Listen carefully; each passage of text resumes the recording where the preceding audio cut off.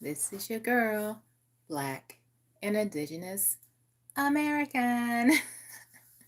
It has been some time now. The last time I was on here was making a live was in April, and that was the same day that the world found out that X had crossed over or transitioned. So that was the last time that I did a live.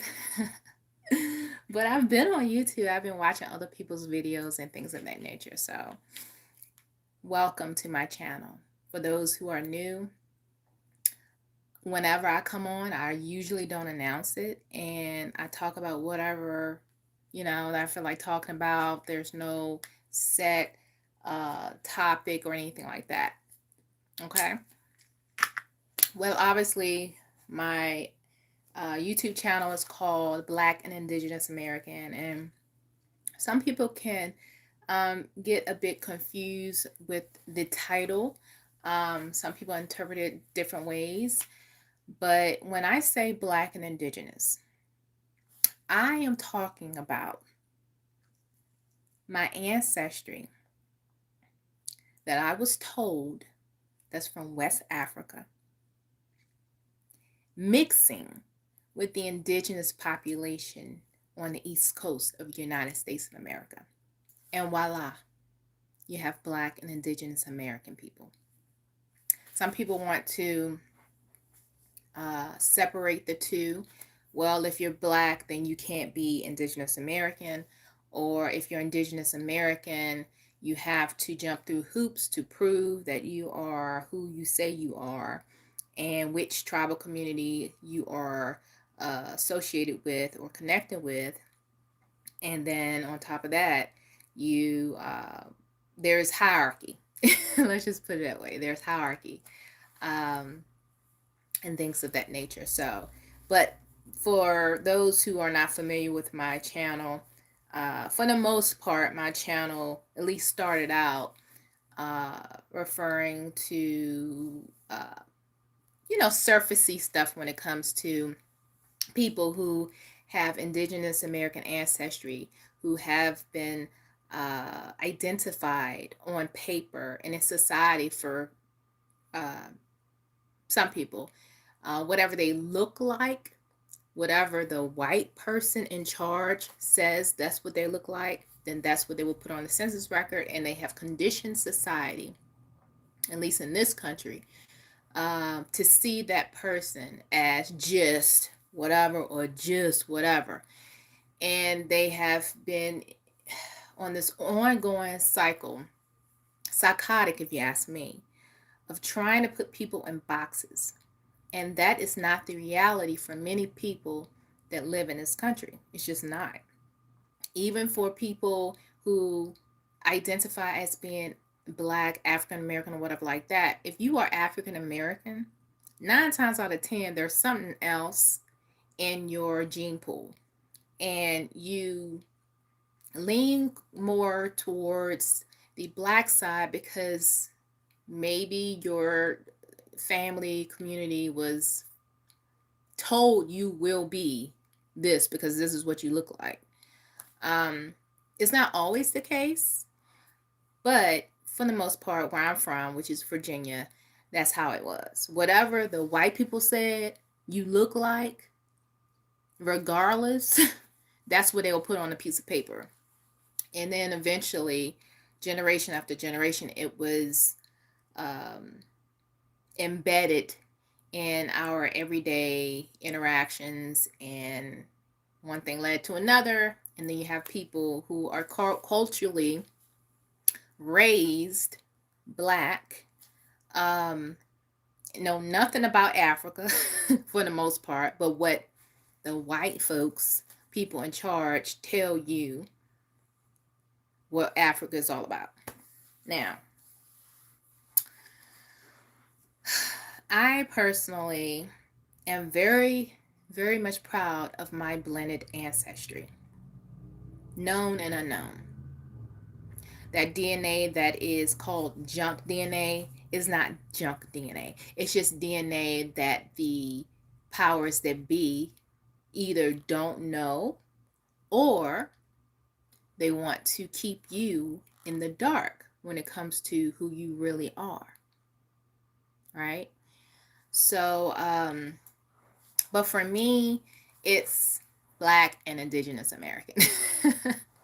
Now, you do have another side of the coin where you have people who believe that the people of, or at least Eastern United States or Southeastern United States in particular, those people who look Black are actually indigenous to that region, right, of this country. That's another perspective. That's another belief system.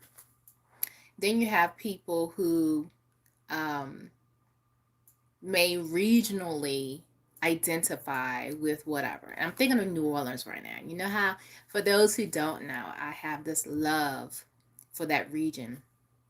Not necessarily Louisiana, because I didn't get a chance to explore the entire state, but I did explore parts of New Orleans. And what drew me to that area was just the melting pot of culture and belief systems and things of that nature. And it's very similar to where I'm from. But where I'm from is less of the blending on paper and acknowledgement by that community, and more so you either look white and pass for white, or you look other, which they would throw you in the Black category. If you look non-white, you'd be thrown in the Black category. And so that has been very much an uphill battle for many people who are indigenous to this country that may look non-white, and so they try really, really hard to hold on to whatever culture that's indigenous that they have, that was passed down orally, which oral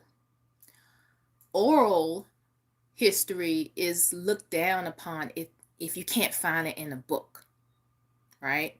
There are many communities that pass down knowledge, that their traditions within their community verbally. They may not have written it down. It may not be somewhere on a rock somewhere that's engraved for somebody else to come back and say, oh, we proved that these people were here. And now we can put it in the book, and now you can read our book, and we're going to tell you this is what's authentic. So you have that issue with indigenous folks, at least on the East Coast, right? Struggling to keep that culture tight, whatever they can find, linguistics, spirituality, the artificial way of seeing a person, be it phenotypes, right? There is some validity in all of the ones I just mentioned, but to get so caught up in that and not see the bigger picture is unfortunate. And it does happen quite a bit. So like I said, I'm from Virginia, and I live a little further south now. I live in North Carolina. North Carolina is basically it's like home, because I have relatives from the state anyway on my dad's side, so it doesn't feel like it's a foreign territory. Now, where I am currently is all new for me. And then you have different culture or whatever like that, but the state itself, it's not new to me. So anyway, that's what I was going to pretty much talk about, not for this whole video, obviously, but I just wanted to reintroduce people to me as far as my YouTube channel, Indigenous, Black and Indigenous American. Again, being proud of my blended ancestry. It's okay to be okay and comfortable in your own skin. It's okay. Over the years, um, one thing that I've learned over the years is that growth can be disappointing at times. Um, Expansion can be scary at times. As far as being taught something throughout life, as far as identity, it could be political, it could be spiritual, it could be uh, an ethnicity, uh, uh, a nation, whatever, right? It can be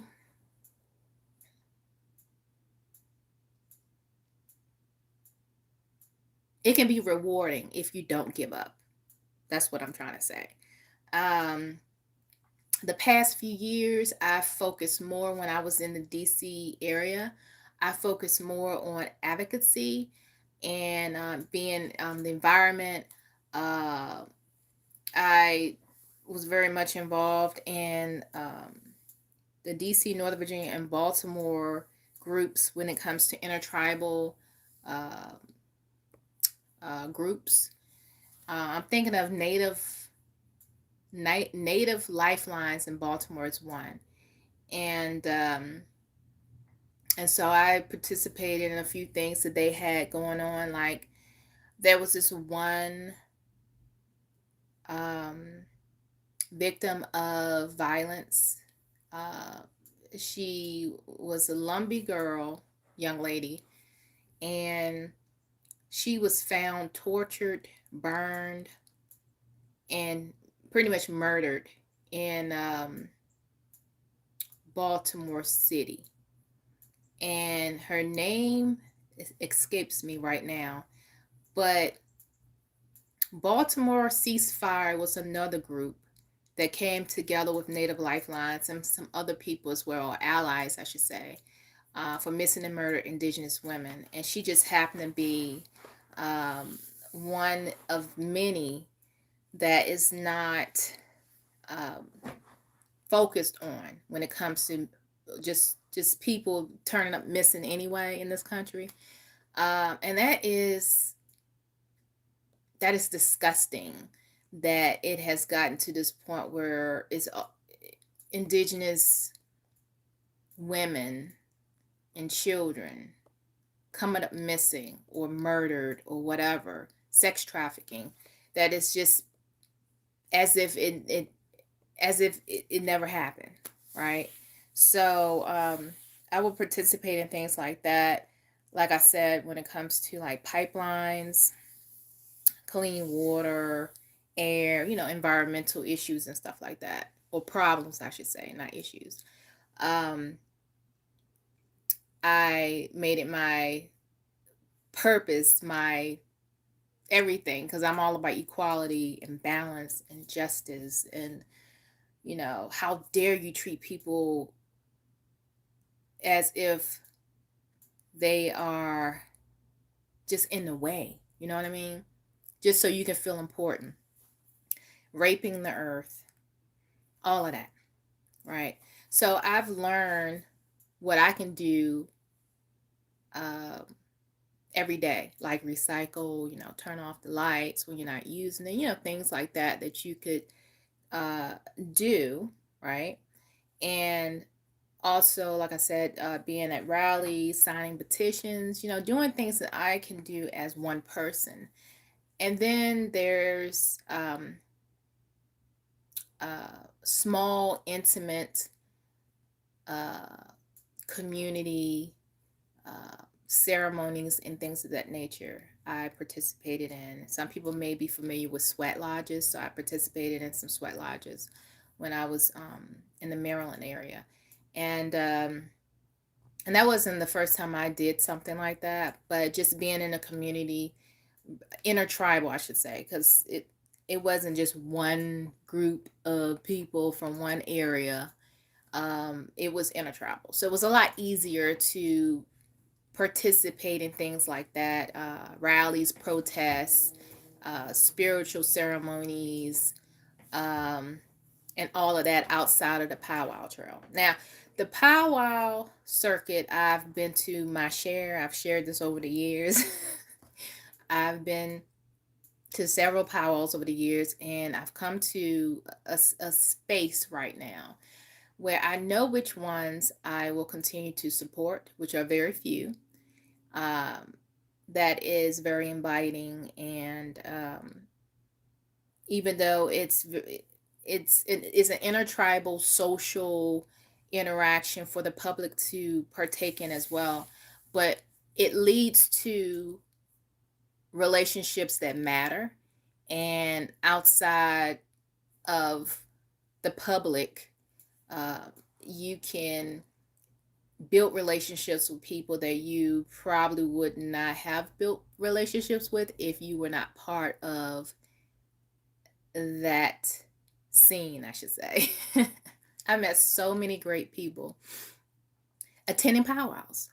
I would tell anybody who is not familiar with indigenous cultures and communities, and this is plural, I said it, plural, cultures and communities, then hitting a powwow would probably be the first step to just get your feet wet. As far as spiritually, I will always be on my journey until my energy leaves this avatar that we call our human body, flesh, right? And right now on my journey, I am still journaling in my journal, calling it they call it scripting, where you write what you expect in your life in detail, have feeling and all the other senses that you have in the present. Just create that scene in your mind, and you can feel it, you can smell it, you can taste it, just all the details of whatever it is that you are co-creating, right? So I'm over here, I'm actually looking at it right now, so hold on for a second. Hold on, I'm coming. Hold on. Ugh. Hold on. Grab some water.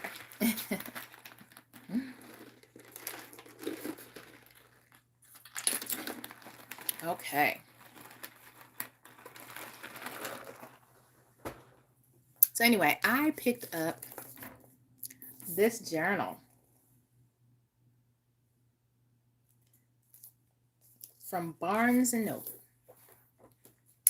And there was a few journals that I picked up, but this one pretty much got my attention. I love the artwork on this. And I don't know, let's see how it kind of sparkles depending on the lighting and all of that.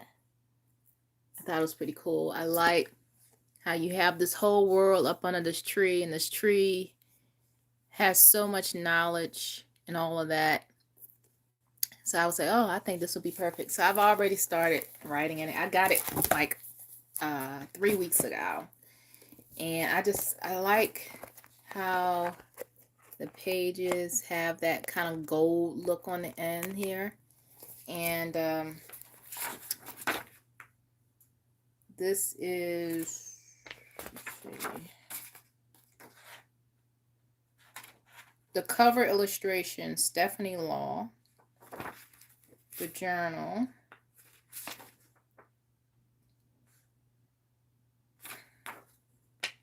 You can go to www.peterpauper.com. That's PETERPAUPER.com. And I guess you can order online, but again, I got it from the bookstore. Who left me a comment? Let's see. Let's see. Oh, hi, Ari. How's life treating you? Can you hear me? I just want to make sure My voice is fine. I've been on here for about 20 minutes and no one has said anything. So I want to make sure that, and you're the only one that kind of stuck around. So you're like the only person so far that's watching. But anyway, hope all is well with you. Hope life is treating you well. Hope you and your loved ones are healthy and happy and living your best lives. Hi, yo folk 3. How's it going? Hope all is well with you. Okay, great. You hear me fine. Great, Ari. I have my camera kind of like propped up, so I need to move it a little bit so I can see your comments. Okay, that's good. Anyway, I was talking about my journal that I just got. And this journal, you know, you pretty much just write whatever. What I'm doing is I am what you call scripting. Scripting, when you write in your journal what you expect in life. And this is part of co-creation, right? Some people may know what affirmations are. If you don't know what affirmations are, you know, you say I am, and whatever it is that you want, not what you don't have, not what you're waiting for, but you speak it as if it's already done, because it is already done. It's just, you know, it takes time. And depending on what you're doing, you could get it sooner than later. But you have to know it, you got to feel it, you have to smell it and taste it, like all your senses, and write it down in detail. In detail. Write it down. I use a journal, but you know, you can write it down somewhere and be patient. So anyway, got this journal here. And I just finished, I didn't read this from cover to cover. Woke Doesn't Mean Broke by Billy Carson. Again, that's Woke Doesn't Mean Broke by Billy Carson. I did not read this entire book. I think I read through, let's see. Not sure. I know I read at least 50 pages of it. And then watching his webinars and workshops and stuff, like once you buy this book, he had like free workshops that you can attend, live Zoom stream and all that. And he said this is not one of those books that you just read from cover to cover. It's more like a reference book. The best thing to do is to go to the back of the book, the index, and just find the topics that you want to like pay attention to and get some insight on. You just go in there, highlight it, and then go to the pages that you know you care about, like how to use life insurance, like whole life insurance as your own private banking system, you know, stuff like that. How to create a successful business plan or effective business plan. A lot of this, like the first part of this book was all about changing your mindset about money, about finances, because many of us have been brought up in a community or a belief system that sees finances as a gateway to all evil. Right? Everybody to have that access to whatever they want, they are low vibrational people. I would say there are people that are low vibrational on both sides of the spectrum, both ends of the spectrum, right? Not just people with a lot of money to do whatever they want to do with it, right? And the reason why I got onto this journal that I was just talking about, the scripting, is because the bigger picture. I was saying earlier that for those who haven't been watching my videos over the years, or you know, those who have, I'm just pretty much reintroducing myself. But I was saying that when you try to partake in, get absorbed in a culture that you were not raised under or in, you acknowledge your genetic pool, but you're not necessarily in the culture. And then later in life, you decide to partake in that culture that you're, um, that you weren't raised learning, from day one. Um, it's easy to get caught up in some of the public arenas out there, and I'm thinking of Indigenous American type stuff like powwows. It's really easy to get caught up in powwow circles and the dancing and all that. Like, as of right now, I have yet to get regalia. I personally am not, um how should I say this? Some people, when they start discovering their indigenous um, community, and they just jump in feet first, right? They're all in. They pick out what kind of style dance they want to do at a powwow. They have this regalia, and if they have the money, they get all decked out. May have 2 or 3 sets of regalia, and it's all about Indian country, right? As far as powwows. But there's more to Indian country than powwows. And powwows, again, is a social platform that allow you to get to know people as far as intertribal people. And it can take off from there in a good way. I just, over the years, I've just gotten away from going to every single powwow that comes around. Driving all over the world, going to powwows and watching and observing and all of that stuff. I've gotten past that, and it probably needed to be done. Because when I started paying attention to powwows, among other things, I was like 23, I think. Yeah, it was right after college. And one of my cousins, she was talking about genealogy, and it just triggered something in me. This was on my mom's side. And it triggered something in me to want to know more about my indigenous ancestry. And then that just led to one thing, to the next, to the next. And then before you knew it, I was very much attracted to learning more about that. Because that's my recent history.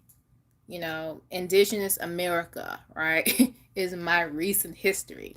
The history that's not recent is the history from Africa. Remember slaves, slave ships, diaspora, and all that? That went on, what, 1600s, 1700s, or whatever. The indigenous aspect of, Indigenous American aspect, that came later, and this is where I am physically, my location. And so I wanted to respect my indigenous ancestors that were hidden, you know what I mean? And not hidden to the point where my folks didn't know that we have Indigenous American ancestry, right? Or connections or whatever, but more like on paper, in history books, among indigenous communities in general, among Black African American communities in general, right? Is very vague information about my kind of Indigenous American. So the bigger picture for me is spirituality, community, relationships.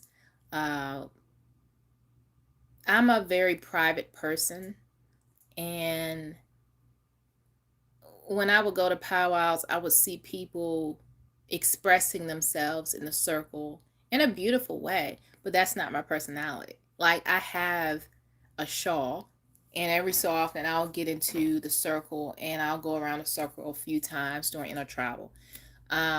if I feel led to. But I'm not the type of person that will just like jump in a circle every time, uh, it was time to go in. That's never been me, and probably never will be me. um, and so the bigger picture for me right now, like I said, is spirituality, um, focusing on self-resilience. So for the most part, my spirituality, my path back to source, right? That's the goal. That's the bigger picture. And my financial stability, because I can do a whole lot more tangibly, right? When the financial situation is stable and I can branch out and help other people, right? So those are the main two things as far as the bigger picture. And of course, there's um, categories underneath those, right? Those are just the umbrellas. Spiritual, finances, wellness, right? Wellness is under both categories for me, right? Um, but yeah, those are the main two things that I'm more concerned about than if I got the right regalia to go into um, a powwow circle, or if I wear my hair the right way for a job interview. When I say right way, I mean like,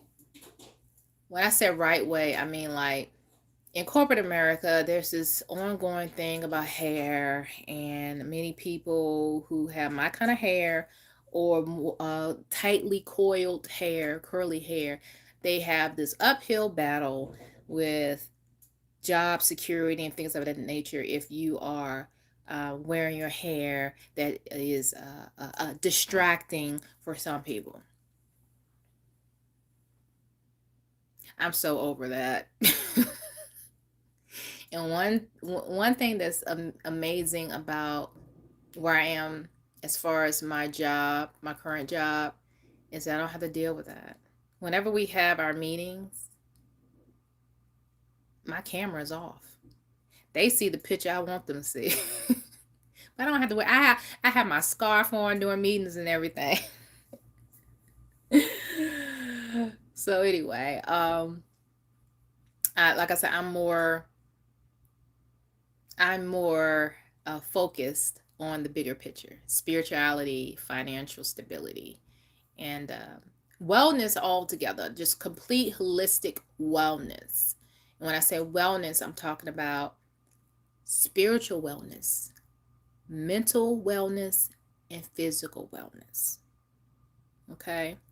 Um, if it's anything outside of that and it's low vibrational and it's not helping me be my best, right? I'm at a point in life where I don't want to waste time in environments like that. And you will find in certain environments, and I'm thinking of indigenous right now, um, where some people just don't want you connected or associated with you because you represent a community that is not like them. It happens all the time. It's not just in our heads. It's a real thing. Um, I've gotten to the point now, I don't spend a whole lot of energy trying to prove that I am someone they would like to get to know. My energy is going towards bettering myself, my spirituality, my financial stability, and whoever is like minded, allies that know how to shut up and listen. You know, I am there right now. And so the powwow that comes to mind that I will make it my business to go to, and I've said it before and I'll say it again, is the NotAway Powwow, the NotAway Indian Tribe Powwow. They are on schedule to have the powwow this year. Uh, it's usually the third weekend of September, and it's in Surrey, Surry, Surrey, Virginia. is right across the James River from Jamestown and Williamsburg and Yorktown and all that. If you're familiar with Virginia, or if you're not familiar with Virginia, that's pretty much where this powwow is. This powwow, if you see what you see, you will see a lot of this that you see at this powwow. So that's one powwow. Chief Lynette, she is very much welcoming and so nice, and I've been around her off and on throughout the years, and the time that I've spent around her has been rewarding, right? Her name is Chief Lynette Alston. Her maiden name is Lewis, by the way. So anyway, and her folks are from North Carolina. I forgot which side of the family, whatever, but anyway. Yeah, so the NotAway people, they just get it. You know what I mean? They just get it. And then you have some tribal communities that have been holding on for dear life for their indigenous culture and everything like that.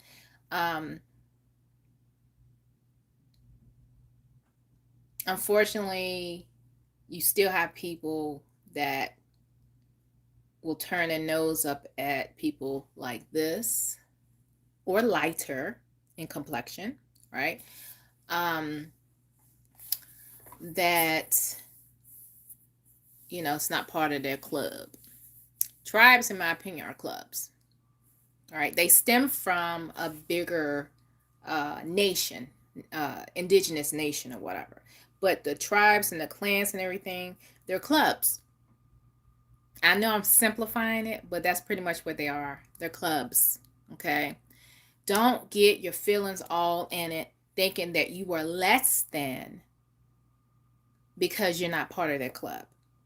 Do you know how many clubs split from other clubs because people wouldn't get along? And they created their own club?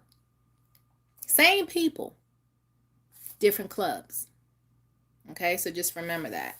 So if this particular club does not see you as one of them, it's okay. Your ancestors see you. Your ancestors know who you are.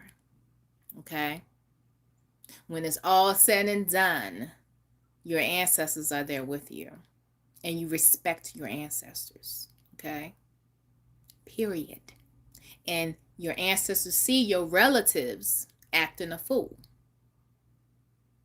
And I feel like until those who are acting a fool, that's part of their little club, their little clique, if they don't get it together, they're going to continue begging for recognition and continue begging for crumbs from that master's table. We got to think bigger than that, the bigger picture. Not keeping your relatives out of your club just so you can look more stereotypical Indigenous American. I'm thinking of the continent of Africa right now. The continent of Africa. It's not a country, it's a continent. Some people still think it's a country. It's not a country, it's a continent. And Africa has hundreds of languages and belief systems and political systems.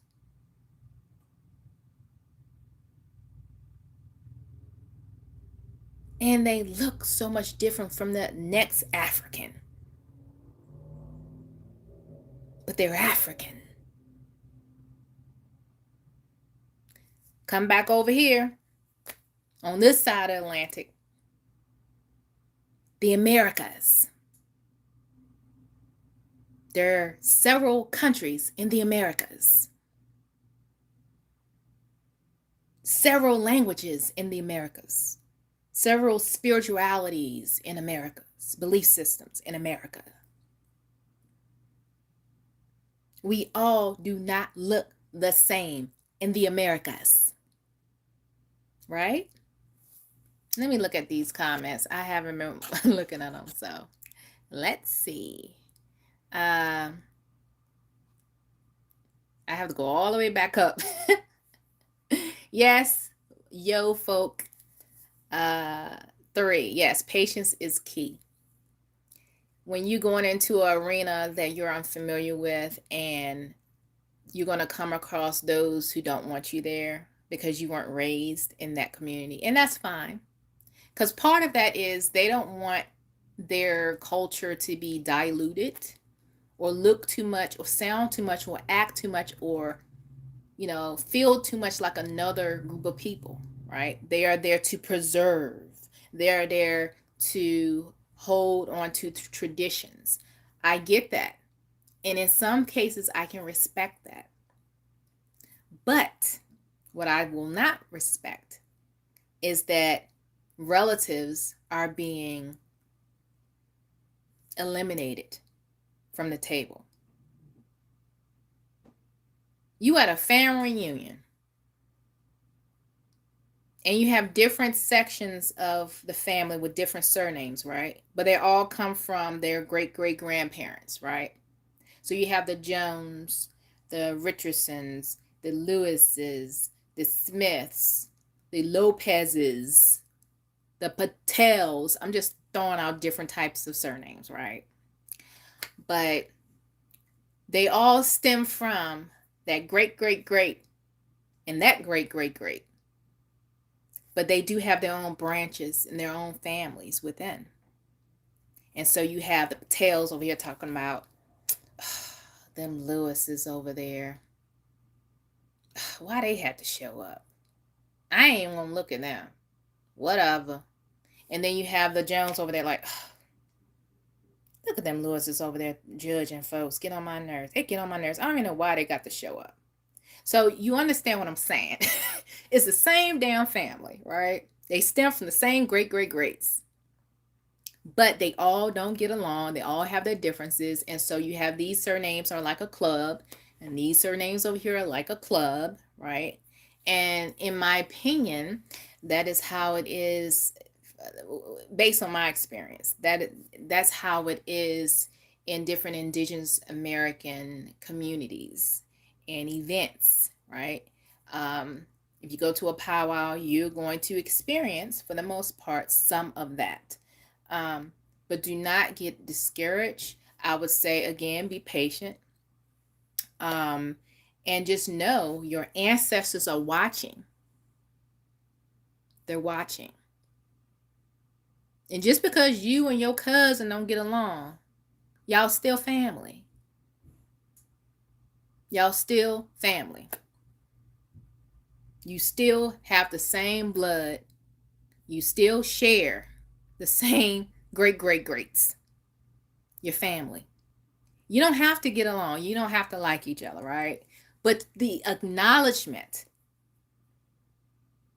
You don't have to accept me in your club. But you will acknowledge me. Because we are both from the great-great-great. You understand what I'm saying? So, okay, if they don't want you part of the club, that's fine. Look at the bigger picture. That's what I'm saying. Look at the bigger picture. And the bigger picture is get your spirit right. Be on the path that's assigned to you, because everybody's path is not the same. Right? And get your coins. Because at the end of the day, if you have your coins and you can build a community with like-minded people, you can make mountains move, pretty much. And when I say make mountains move, meaning like you're not worried about what this person said or this person's doing at the state capitol, right? You ain't worried about that. You, if your community, let's say, was set up and the source of energy was, obviously like solar energy, depending on where you are. If you have a lot of sun in your area, maybe that will be one main source of energy, will be solar, right? Or if you live near water and there's constant flow of water, it could be, I forgot what they call that, hydro something, but that's another source of energy that you can power your community. Um, I mean, be with like-minded people that will respect you as far as similarities and differences. There's billions of people in this world, and uh every landscape, there was once indigenous people living there. I don't care where it is in this entire world, on this planet, there has been indigenous people. So I'm not just talking about Indigenous American as far as the United States. That's more close to home for me. But remember, there are indigenous people all over the world. All over the world. And just remember that when you can tap into the ancients,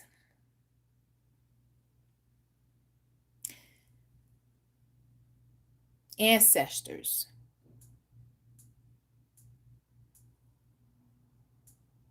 who cares what they think? Who cares? Because if you can build your own club, your own family, not necessarily blood related, but your own family, like-minded people where there's love and high vibration and all that. I'm not talking about a cult. I'm not talking about drinking the Kool-Aid and everybody die. I'm not talking about that. I'm just saying, like, I'm just at a space right now that I just don't have the energy to put towards people who are so indoctrinated with whatever mindset they have. And I ain't even talking about what we know as the oppressor. I'm just saying the remnants of the oppressor into our communities. And so it's like whenever you do find that one person or two or three people from a community that is toxic, hold on to them, because they are like-minded and their family for you, your support system, and vice versa. Like one of my best friends, she's my soul sister. The first time I met her was at a daggone powwow back home where I'm from. Her people are from that region too. She was living in like Delaware, New Jersey, whatever like that. And then when I met her, she was at a family function or whatever, but they all happened to go to this one powwow. She is my soul sister. And when I say soul sister, I mean soul sister. Like when we first met, it was like I've known her for like lifetimes, and we just picked it back up again. It's weird, and I'm sure you guys had experiences with people like that. Like you'll just get around somebody and it's like, I feel like I've known you, like we are family, like we're sisters, you know.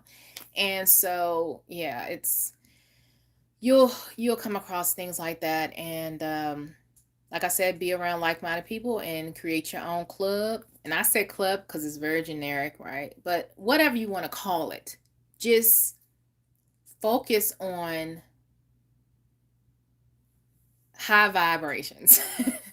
That's the bigger picture that I'm talking about. Let's see what else we have here.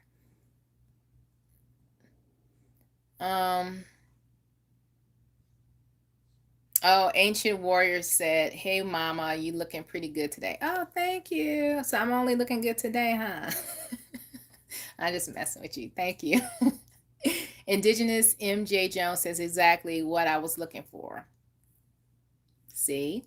Ari says, "I thought you want to get into teaching." Yeah, I love to teach. Like, if there's some information that I have come across, I like to share that information. You know, I don't like to hold on to the information and be like, oh, look at me, I know more than you do. I'm somebody. You know, I don't, that's a turn off for me. It's like if I have information that's going to be helpful for the next person, then I want to share it. Now, I've learned over the years, some people don't want to hear what you got to say. They want to figure out they want to figure it out themselves, and they want they don't want you to tell them because it's as if you know everything, right? So I've over the years I know which people, I'm talking more about loved ones because, you're around them a lot more, right? So, for the most part. So, I've learned to just sit back and wait for questions, advice, because everybody doesn't want your advice, right? I've learned to just, sit back, and if they ask, great, I'm gonna and I've learned not to unload too much, because if you unload too much, it's like an automatic shut off for some people. So I give them like bite-sized information. Um, and that's pretty much what I do. But yeah, teaching, I love to share what I know. Like right now, I am in the middle of this book right here.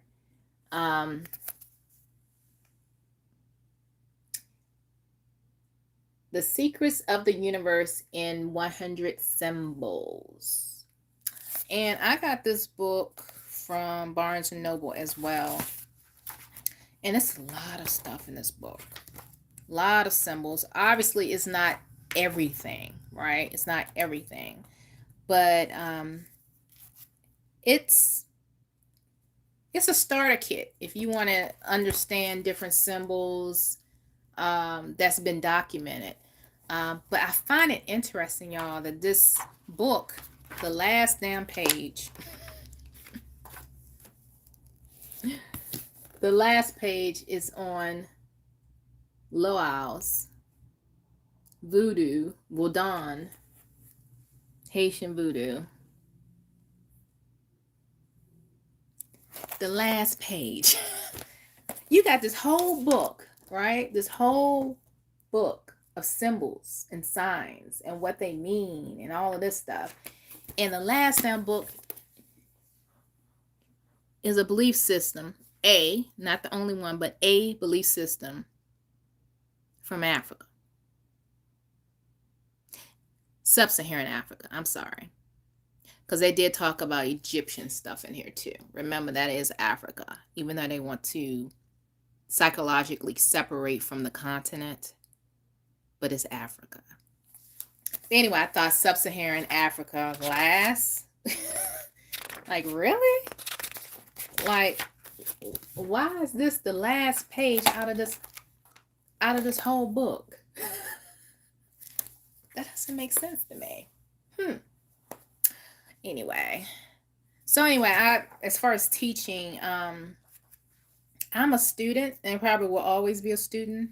As many people say, they may know something and they can teach it to other people, but they're always learning. They're always reading.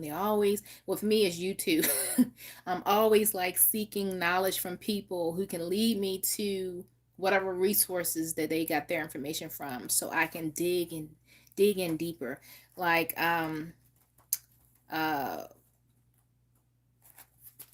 symbols like birds and drawings and okay, so here's something that just caught my attention, which is Egypt, the Ankh.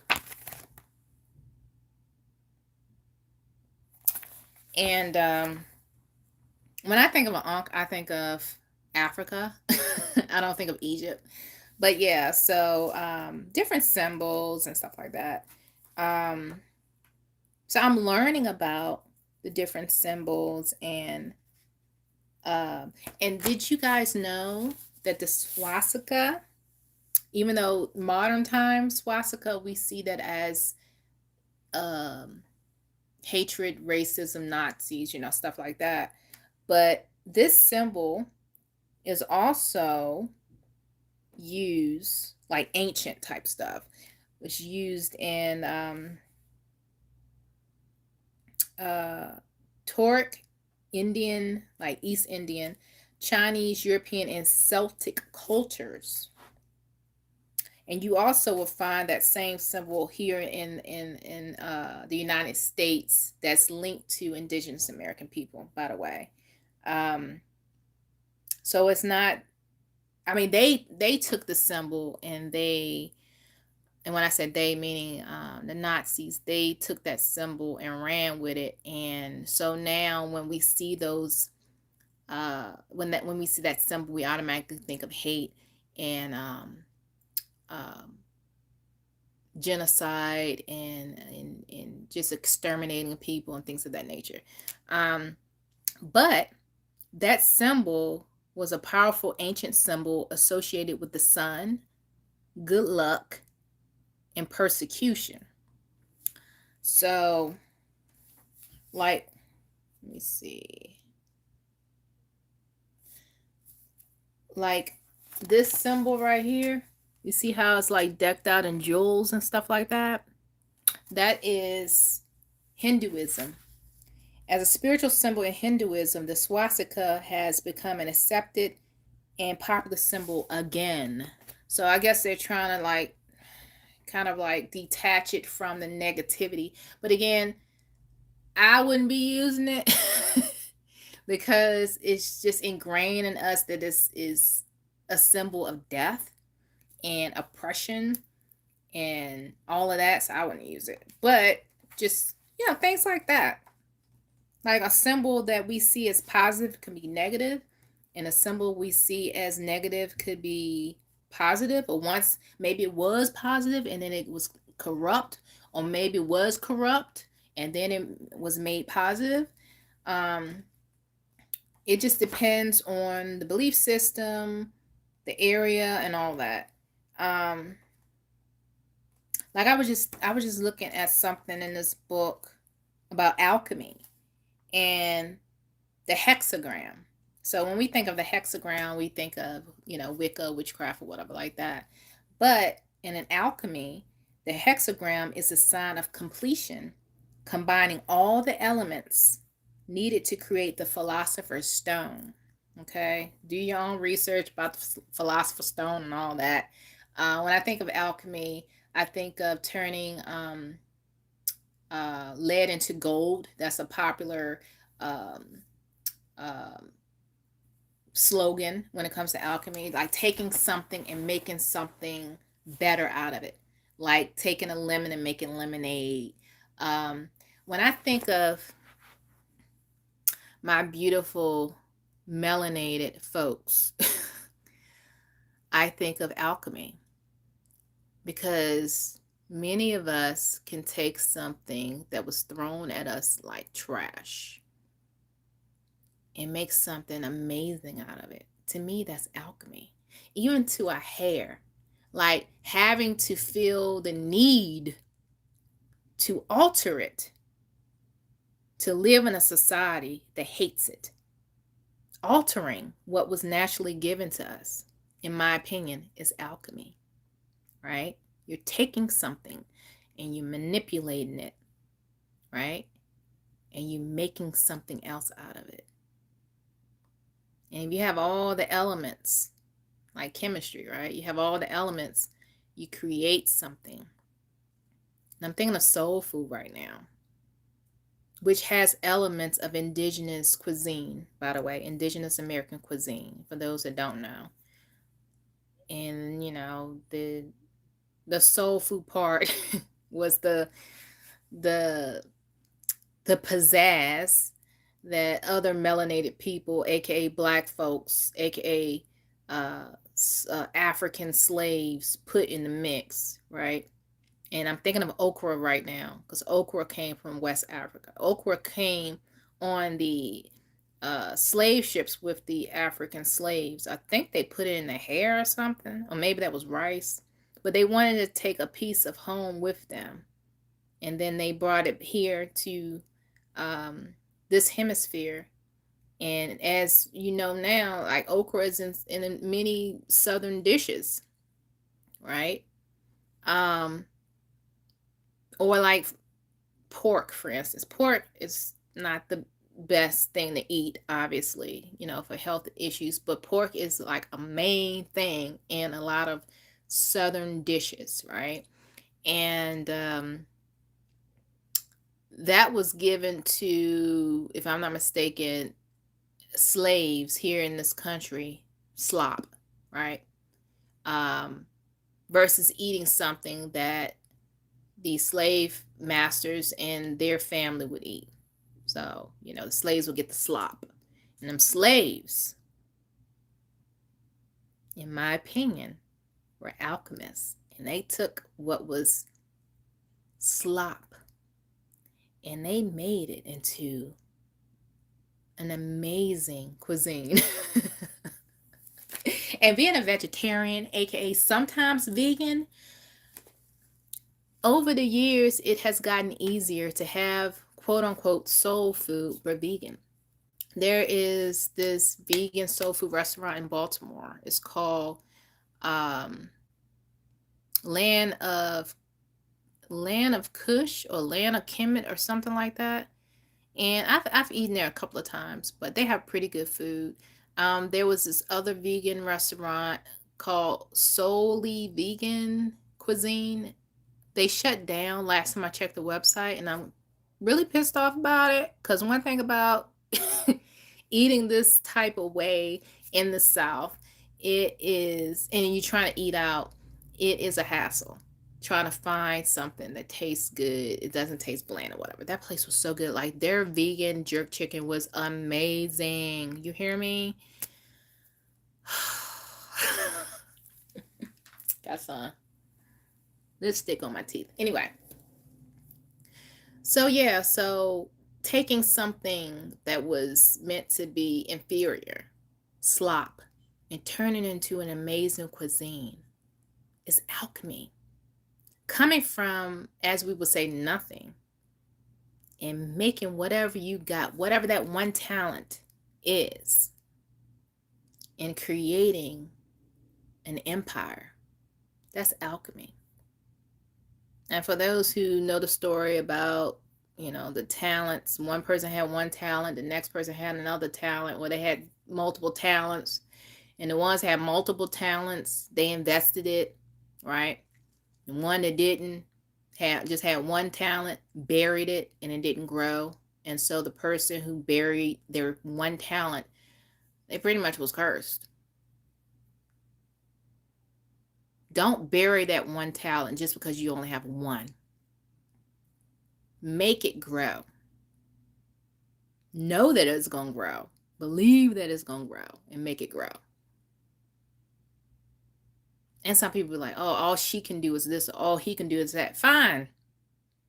But master it and slay. You hear me?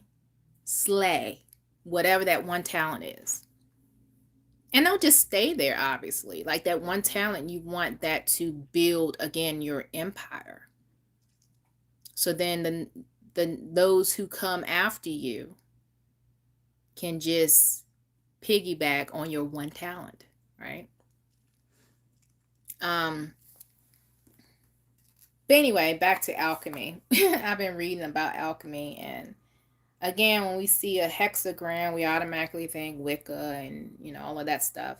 But I feel like before you can really be on the path that's meant for you, you need to get out and learn. And whatever's out there that's not for you, you will eventually realize that's for them, not for me. It's okay. Keep it moving. Their path will lead them where they need to be, and my path will lead me where I need to be. The goal is that we all end up back to source. And some people are assigned to be characters, different types of characters, on their way back to source. Does that make sense? That's me being a teacher and everything. Not saying I know it all. I'm still learning. But this is one book that I came across. Some YouTuber suggested this book. This YouTuber I haven't really been watching as often because the personality there has changed. And whenever I would listen to this person talk, it's like this person's personality has gotten so disrespectful that I'm like, you know what? I got it. I got the point. Thank you for sharing what you know, and I'm going to move on. So, anyway, this was a great suggestion that YouTuber had put out there. But as far as spirituality, again, I'm on this journey, and this journey has enhanced over the years. And again, with symbolism and stuff like that, one thing may mean something good, and it also could mean something bad, depending on who you're talking to. And when I said bad, meaning low vibration, and good meaning high vibration. You need both, by the way. You need the high and the low for balance. The goal is balance, right? That's the goal. The goal is balance. I'm thinking of the Kabbalah, the tree of life right now. You have one side, and then you have another side, and one side is more hectic than the other side. But in order for it to balance, you need both. And there are lessons in every sephra, as they call it, sephra. There's balance in that. And the goal in life is to learn that balance. And that will lead you back to source. We are fragments of highest divinity. Every last one of us. We're fragments of highest divinity. And so when I say go back to source, I mean like all of us, all these pieces. Like you break a plate, right? All of those pieces make up that one plate. And we're pieces of the highest divinity, source, God, whatever you want to call it. That great I am, that great energy that you cannot put in a box. And that's why books like this shows you that not one way of thinking is everything. It's just not. And as far as the whole Indigenous American powwows and stuff like that, again, I'm on another level. And this level is ancient acknowledgement of not only your ancestry, your ancestors or whatever, but spiritually as well.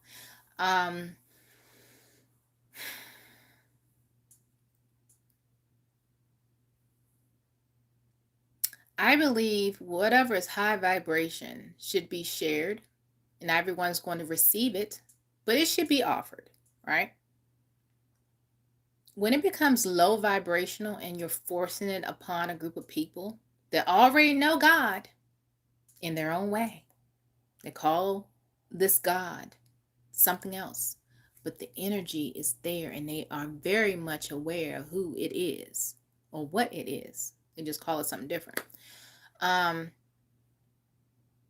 you force this low vibration onto a group of people and threaten that there's energy that will eventually transition to another dimension, right?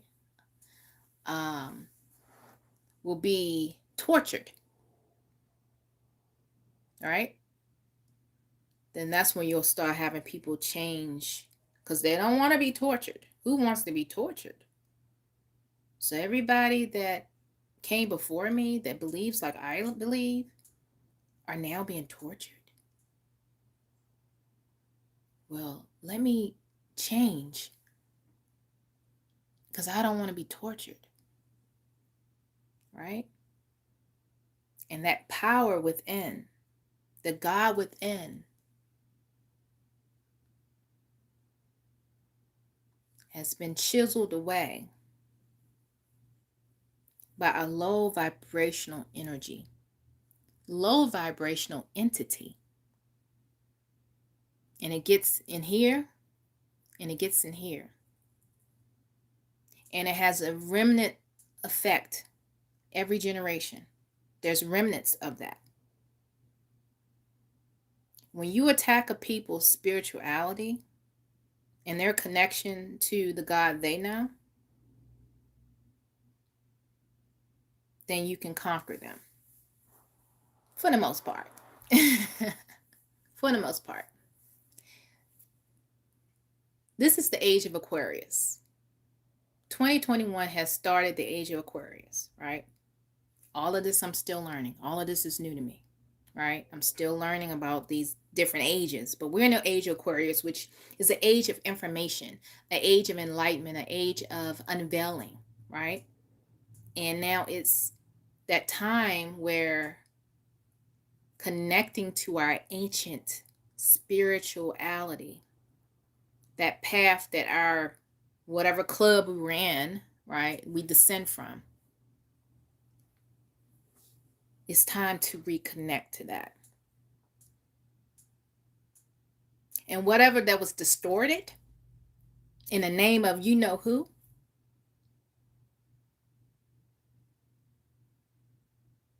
distortion,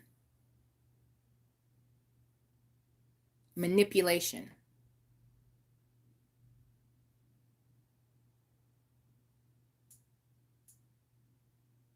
there's this meme where if you're familiar with the Addams family, what's her name, Trisha, or I forgot her name, the wife. She's sipping her tea, and it says something, when karma shows up.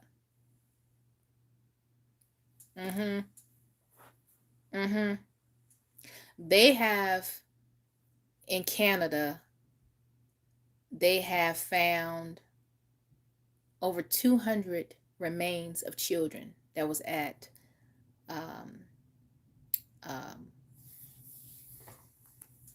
boarding school. And this is nothing new, but apparently it has been unveiled, so the public, everybody else, aka white folks, are aware of it now.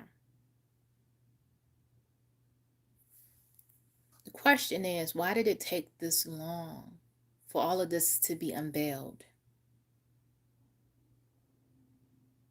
People being murdered by a club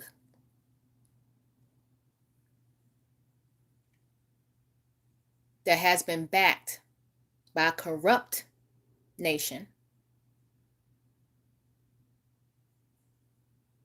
And now it's all of this stuff is just being just thrown in our faces as far as media. Us melanated people are not shocked. Us melanated people are very, very, very aware of what's been going on for generations. But now all of a sudden, it's in other people's faces. All of a sudden, something is changing. The pendulum is swinging. So, as I said, let me go grab my popcorn. Where's my popcorn? I'm sitting back just like some of the memes. Y'all just finding out. Y'all didn't know this. No, what it is, there's this shift. Spiritually, there's this shift.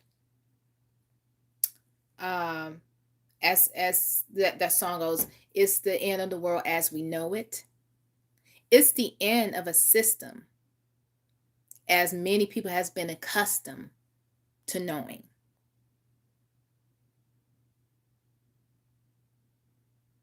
And that system has been working against a lot of people.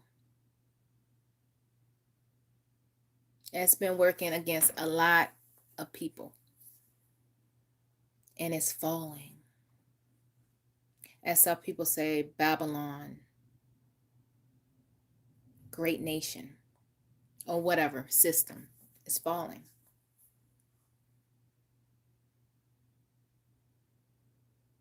You will respect the indigenous populations of the world. You will respect indigenous communities in the Americas. You will respect the descendants of those indigenous people worldwide, those who have not benefited from the system or these systems in place, those who have not benefited,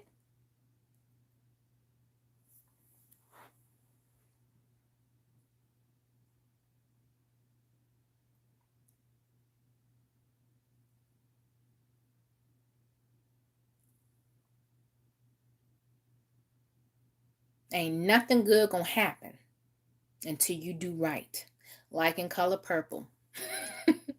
Until you do right by me, everything you have or everything you know will crumble.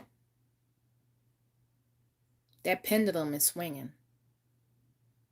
Age of Aquarius. And so a belief system that's very low vibrational, that's been corrupt, kidnapped, whatever you want to call it, and forced upon those that they're trying to conquer, oppress, steal, rape, kill, all that, right? All those descendants that benefited from that nonsense,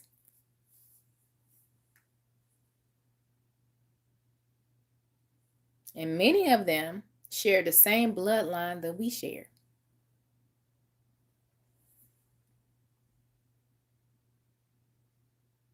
Many people look a certain way because somewhere down their DNA, they're connected to the oppressor or oppressors, whoever they may be, right? Okay, again, I'm thinking worldwide, global, right? Not just here.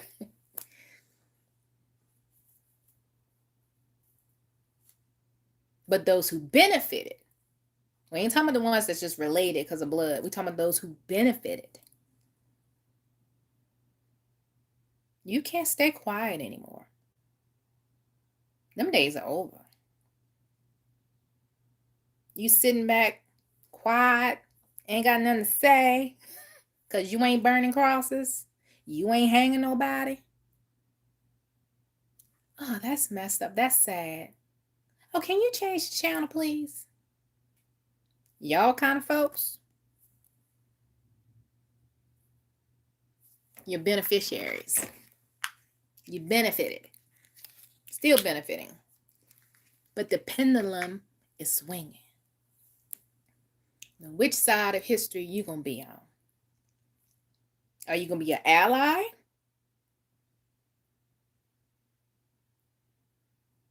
Not trying to understand everything, because you're not going to understand it. You're not going to understand. So, if you are an ally and you're watching this video, just know that you're not going to understand, and it's okay.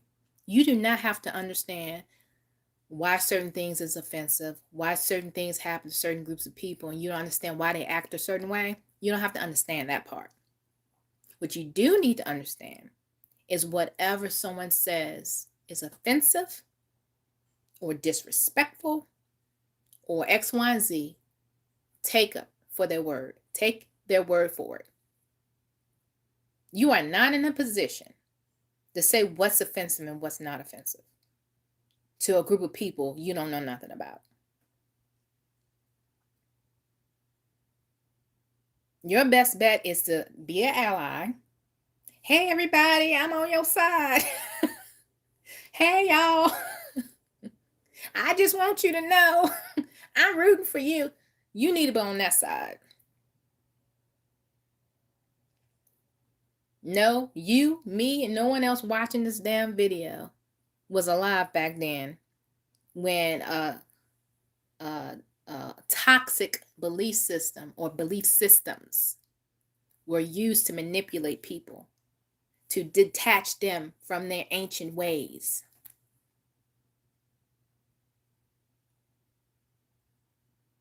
But you were a beneficiary. Remember that. So, allies, just be quiet and listen. That's it. Your only thing you need to do is be quiet and listen.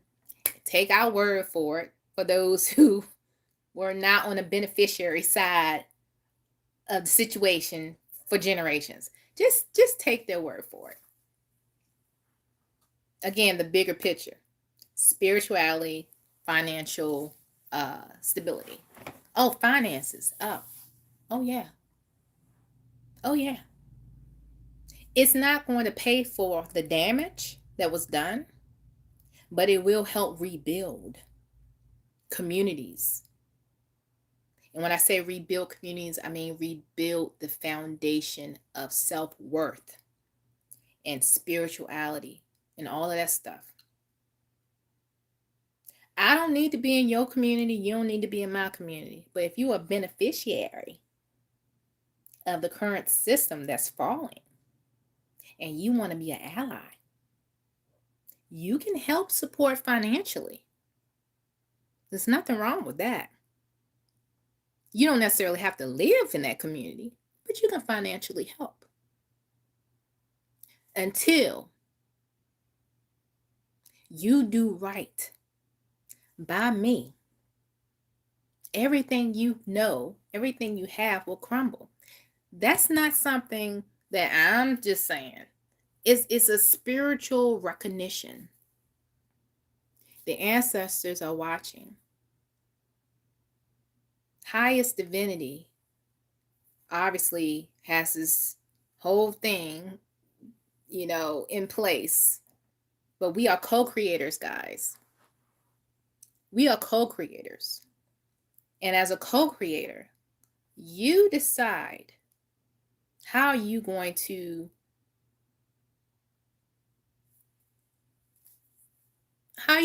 take lemon and make lemonade. That one talent. How are you going to take that one talent that was given to you and create an empire?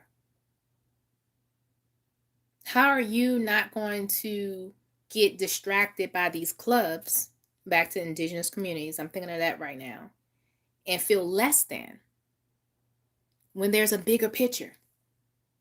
How about buy up 500 acres of land? How about that? Connect with like-minded people on the same page with you. And have your own lifestyle. How about that?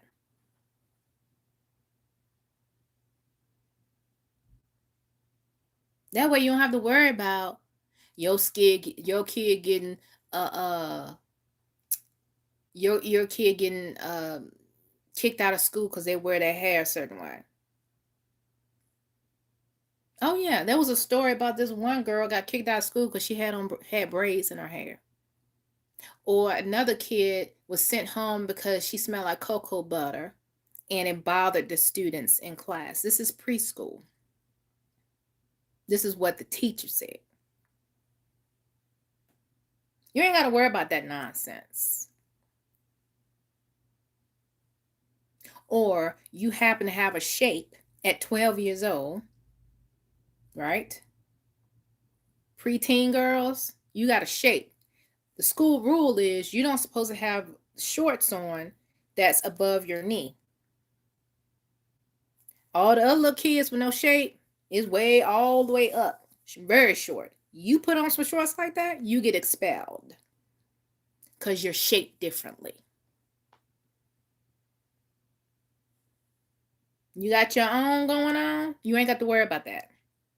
Or like the crown, as we're calling it, the thing that's out there right now, the people getting something in their arm so they can commune with people again.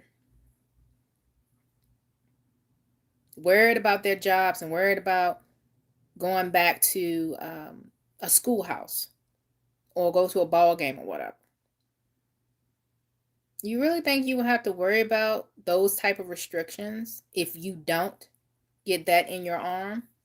Do you really think you have to worry about that if you weren't even connected to that community? Do you think you would have to worry about that? Probably not.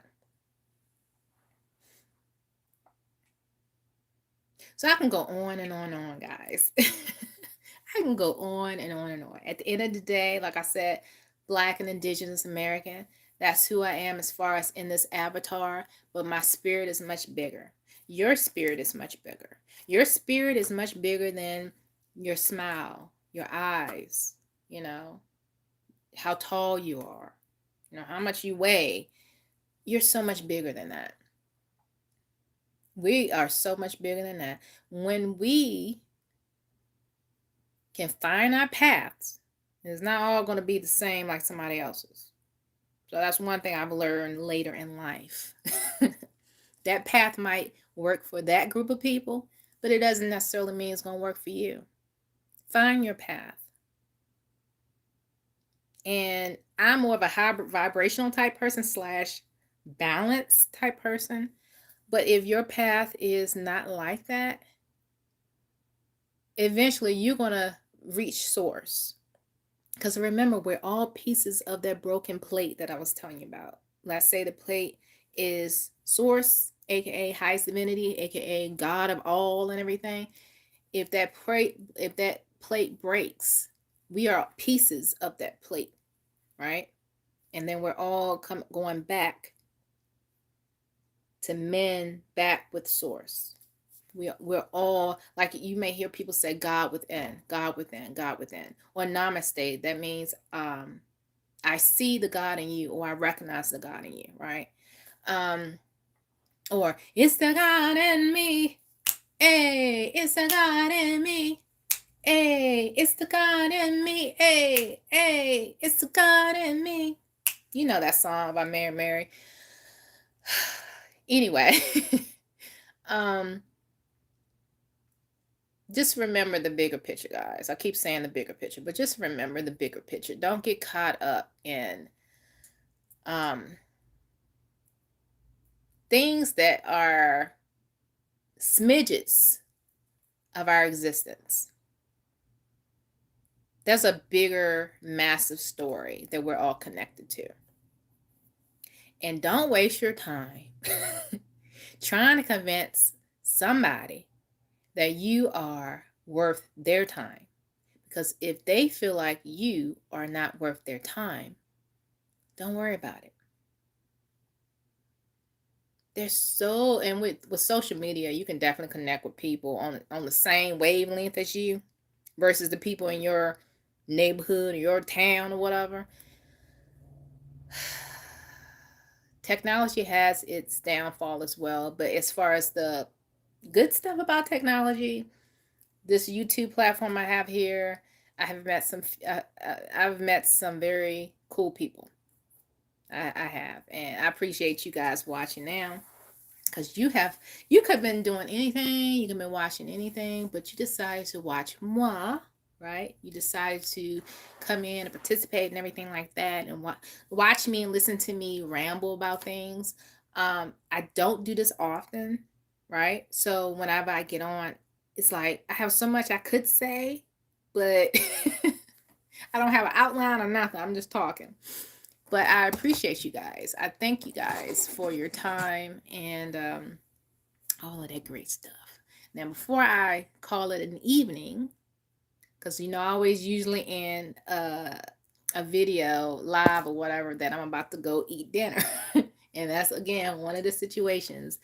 Being on the East Coast, I don't even know what time it is, but it's dinner time. So anyway, let me read these comments real quick. Okay, I see some laugh out loud, some okays. Indigenous MJ Jones says, I just started my vegetable and herbal garden and I have found a deep love for it. Oh, that is cool. Like I planted 2 bushes today. And you guys will see my my thumbnail for this video, and you'll see a purple flower in my hair, or I'm kind of doing like this, right? That's actually from my bush that I planted like 2 months ago. It's a Mexican butterfly bush or something like that. It attracts butterflies. And every day the flowers will bloom and then they'll fall. Like there'll be a new, like a resurrection kind of plant. Like every day there'll be those flowers that will bloom, and then at the end of the day they'll fall off, and then another batch will bloom the next day. Like it's like a resurrection, like a almost like a phoenix, you know, the bird phoenix. Um, so yeah, that's pretty cool. I really want to just stop talking about it and create my own, not necessarily garden, like planting in the ground, because where I stay, the landscape is very sandy. So I will probably want to put it in flower pots, maybe put it in a flower bed or something like that, where it's portable, so I can move it in case the wind blow and there's a storm or something, just to preserve it. But that's great. That's great. Indigenous MJ, keep up the good work. Okay. Um, yeah, Ari says clubs are like gangs, splintered groups. Yes. That's why people get in gangs too, because it's a tribal kind of thing, aka clubs, right? um, so yeah. Praise be to the ancestors, right on, yoke folk. Raphael Man says fire, I guess, and there's an arrow, so I guess that's good. Thank you. Um, Yo folks says they are so narrow-minded. I think you're talking about either communities or like the religious, different religious groups. Getting to the root of it all says, hey Empress, it's good to see. Hi, how are you? I guess you're still on. um, the term woke needs to go to sleep. This is yo folk. The term woke needs to go to sleep. Yes. It's kind of played out now. It really is. It's kind of played out, and it's a thing, and eventually it's this fad will go away, and then you'll see who's still woke, right? I'm waking up, right? But hopefully I will stay awake and it won't be a fad. My opinion is I'm the type of person I am. It's like once I latch on to something, I'm going, it's like a rabbit hole. Like I want to learn more. I want to learn more. I want to learn more. Cause for me, it's not a fad, but it is a fad and it's kind of played out. And yeah. Let's see. Yeah, yo folks says they turn good into bad and we turn bad into good. Alchemy, guys. Alchemy. Like for real, like I really believe we're on this side of the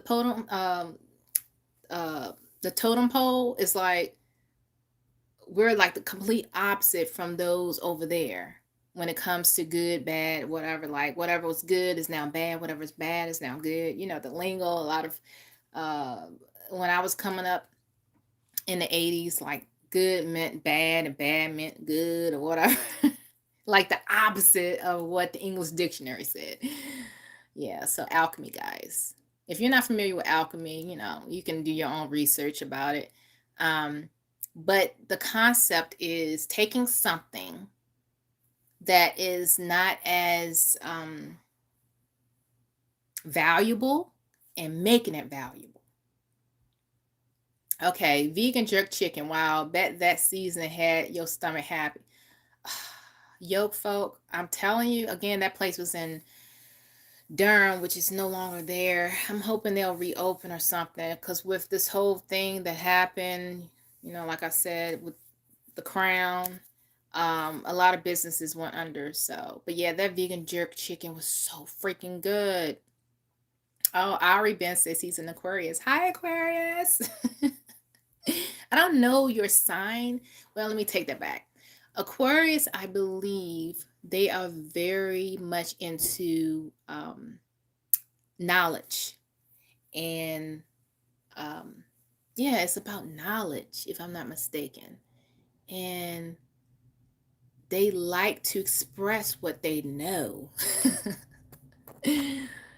among other things. But that's what I think I got from Aquarius. Information, you know, knowledge. Aries says Second Amendment, not about gun rights, to defend against indigenous rising up to take back our land. Ooh, that's something to think about. Second Amendment not about gun rights. Defend against indigenous rising up to take back our land. Ooh. They know something we don't know, right? Most of us, we want to play nice. We want to turn the other cheek for the most part, because it takes too much energy to go after and get revenge and all that. It's so much easier not to do that. But there are more melanated people than there aren't, if that makes sense. You know how they say minority this, minority? No, it's not minority, it's majority. So we stop thinking of ourselves as a minority. That's step one. We're not a minority, right? Melanated people are not a minority. There are subgroups, obviously, right? But we're not a minority. Who outnumbers those who are not minorities? I mean, those who are not melanated. Melanated people outnumber the non-melanated people, which means we are not the minority. Okay. Hi, Nathaniel Turner. Greetings. What I said. Okay, what I said. It is wonderful to see you embrace your indigenous roots. Yes. Yes, Nathaniel Turner. I've been embracing it again, like actually trying to learn more about it and genealogy and all that since 2003. I've taken moments of where I kind of disconnected from the paperwork and all of that, because it's daunting, and no one requires us that look like this, right? They don't require us to prove that we descend from the continent of Africa.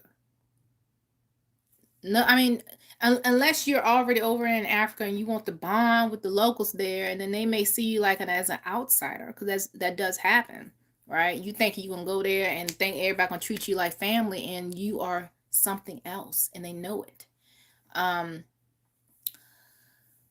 But yeah,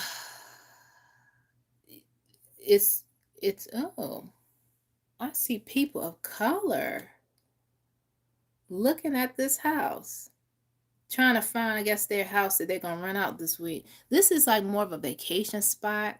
So this street has a lot of vacationers coming in and spending the week and all that. And it's rare to see people of color. So whenever I see melanated folks, I'm like, okay. Okay, melanated family.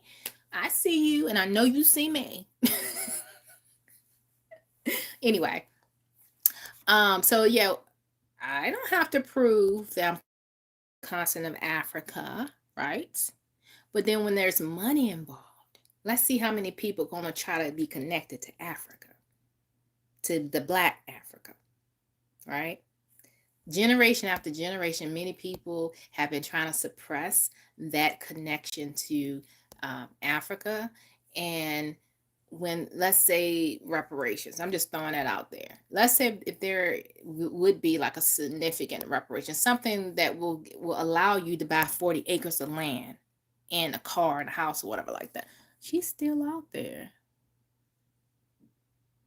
She's on her cell phone calling, I guess, whoever, to see what the house number is. I'm about to go out there and wave like this. Hey, y'all lost. Okay. Anyway. Yoke Folks says, yeah, I saw the video news report. Oh my God. Nathaniel Turner says, are you going to Powwow hosted by Kimberly Knight? Kimberly Knight, are you talking about the Black Indians Powwow in North Carolina? Because if that's the one you're talking about, I probably will make an appearance. I just have to. I remember when I saw the powwow, the Black Indian Powwow post on Facebook like 3 or 4 years ago. I was like, dude, does she understand what she about to get herself into? I mean, of all places, North Carolina, when people suppress anything to do with Black folks because they're so scared that whatever chances they have for federal recognition will be squashed because of a connection to Black folks. It happens. And North Carolina can be very notorious for that mentality. And for her to host or to create a it's called Black Indian Powwow in North Carolina. Yeah, I'm gonna show up. I already got people who've been in this game for a long time. They was like, you don't want to associate with Black and Indian. You just gonna be Indian or you're gonna be Black. You don't try to mix it or whatever like that, because if you want people to take you seriously within Indian country, you need to denounce the Blackness and just be on the red road. I'm not doing that. So a Black Indian powwow is as far as hierarchy, it is frowned upon. I will show up. You best believe that. If that's the one you're talking about. Kimberly Knight. Okay. And then Nathaniel Turner says, we are all souls of part of the greater soul. Yep. I agree. And you said they will consider you an American in Africa. Yeah, that's the thing too, because a lot of our culture here, if we were to go to, somewhere else, in particular Africa, many people probably look like African people from that region, if let's say it's Ghana or Nigeria or something like that. But there will be differences, right? And I think once people get there and they're past the honeymoon phase, right, of reconnecting, I think a lot of newcomers, right, or new goers will realize the culture is not going to change because they showed up. Because you are technically a minority in their country. And if you want to be received as one of them, you need to partake in all their culture and traditions and all that, right? I'm thinking of, is it Liberia? Is that the country that was created for African Americans to move back to Africa? So they have the whole American elements to it. The United States of America cultural elements. I'm thinking of Liberia, right? Am I right or am I wrong? Anyway, I gotta go, guys. But again, thank you so much for tuning in. For the people that follow me and those who just kind of stumbled across my video, I appreciate you. Thank you so much. You could have been doing anything and you could have been watching anyone, but you decided to watch moi. You decided to just sit back and listen. And I hope you got something out of this video, because I do enjoy doing the videos when I have something to talk about. And if it's something positive, I love to share positive information, right? At this point in my life, I don't want to be negative and pitiful and all of that. At this time in my life, I want to have more enlightening videos, because there's so much going on where the last thing you want to do in your free time is to watch somebody talk about something that's low vibrational. There's plenty of videos out like that, but I just would much rather see the brighter side of things and not get bogged down by that. But anyway, you live and learn. There's growing pains. I'm gonna forever be a student while I'm here in the flesh, right? And it's okay. It's okay to not know everything, and it's okay to be a student for life, because that's what I am. But anyway, guys, thank you so much. I appreciate you guys. And let me see if I can close out. Okay, thank you. Talk to you guys later. And namaste or whatever. And toodles.